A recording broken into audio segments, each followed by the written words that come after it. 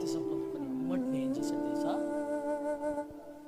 పరిశుద్ధాత్మ ద్వారా అరణ్యంలోకి కొనిపోబడ్డాడు.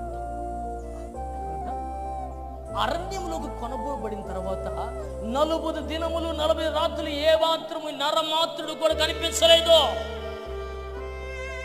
ఎందుకని మాటలు ప్రభు చెప్తున్నాడంటే, నీవు కూడా రక్షణ పొందిన నీవు, బాప్తిసం పొందుకుని నీవు, మారు మనసు పొందిన నీవు ఎవ్వరికి కూడా కనిపించకూడదు.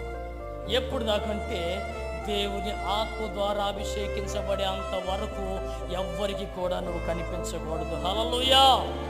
ఆయన కనిపించుకున్న 40 రాత్రులు 40 పగలు ఇదిగో ఆ దేవుని ఆత్మ కొరకు కనిపెట్టి ప్రార్థన చేయగా ఆయన ఏంటంట, పరిశుద్ధాత్మతోనూ శక్తితోనూ ఆయన అభిషేకించబడ్డాడు. హల్లెలూయా.